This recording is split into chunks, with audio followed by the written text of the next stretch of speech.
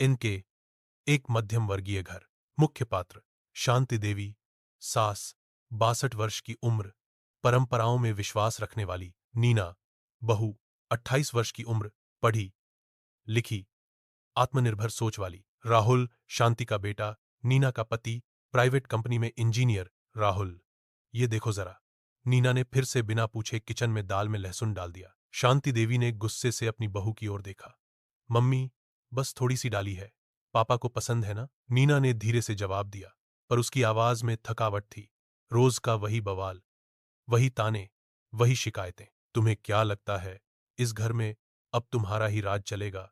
हमने भी जिंदगी देखी है। शांति देवी की आवाज में एक तीखा लहजा था। राहुल ऑफिस जाने की तैयारी कर रहा था। उसने बीच बचाव की कोशिश की।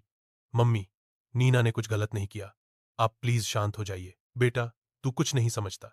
ये बहुएं मीठा बोलकर घर की नींव हिला देती हैं। नीना ने बर्तन उठाए और चुपचाप किचन में चली गई।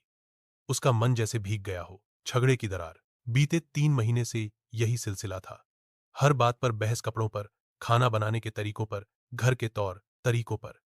शांति देवी को लगता था कि नीना उसकी आजादी छीन रही है, और नीना को लगता था कि सास उसे सांस तक नहीं लेने देती। नीना ने एक दिन राहुल से कहा, तुम्हारी मम्मी हर बात में नुक्स निकालती हैं। मेरी पढ़ाई, मेरा उठना बैठना, यहां तक कि मेरी हंसी भी उन्हें पसंद नहीं। राहुल असहज हो गया। नीना, मम्मी बूढ़ी हो रही हैं, तुम समझदारी दिखाओ। लेकिन क्या सिर्फ मैं ही समझदारी दिखाऊंगी? क्या उन्हें मेरी भावनाएं नहीं समझनी चाहिए? बात धीरे धीरे रिश्तों के तारों को झनझनाने लगी।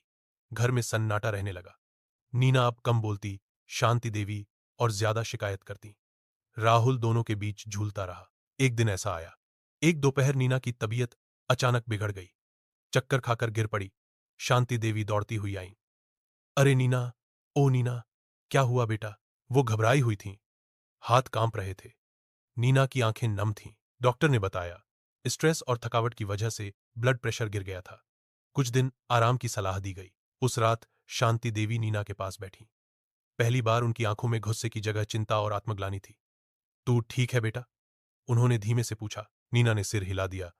हाँ मम्मी जी, थोड़ा थक गई थी। शांति देवी की आंखें भर आईं। मैंने तुझे हमेशा पराया समझा, पर तू तो इस घर की बेटी बन गई है। तू तो मेरे लिए सब कुछ करती है, खाना बनाना, दवाई लाना, पापा की देखभाल। और मैं बस शिकायतें करती रही। नीना की आंखों से आंसू निकल पड़े। मैंने भी आपको समझने की कोशिश कम की मम्मी जी। आप अकेलापन महसूस करती हैं, और मैं वही अकेलापन झेल रही थी। हमारे बीच दीवार बनती गई, दरारें भरती हैं। अगले दिन सुबह पहली बार शांति देवी ने चाय बनाई और नीना को दी। आज से तू सिर्फ बहू नहीं, मेरी बेटी है, उन्होंने कहा। और नीना ने मुस्कुराकर पहली बार सास के हाथ से चाय ली। उस दिन से कुछ बदल गया। घर के कोने में जो ठंडक थी, उसमें गर्माहट घुलने लगी। अब दोनों साथ में सब्जी काटतीं, साथ बैठकर टीवी देखतीं। शांति देवी नीना की पसंद के कुर्ते सिलवाने लगीं, और नीना ने उनके नुस्खों से अचार बनाना सीख लिया। राहुल को हैरानी हुई। मम्मी, नीना, तुम दोनों अब तो बेस्ट फ्रेंड्स लगती हो। शांति देवी मुस्कुराईं। बेटा, रिश्ते झगड़ों से नहीं, समझदारी से चलते हैं। हमने देर से सीखा, लेकिन सीखा जरूर। अंत में एक शेर, हर रिश्ता तकरार से नहीं टूटता, कभी वक्त, कभी समझदारी भी जोड़ती है। जहां दिल से दिल जुड़े हों, वहां दीवारें भी दोस्ती की ओट बन जाती हैं।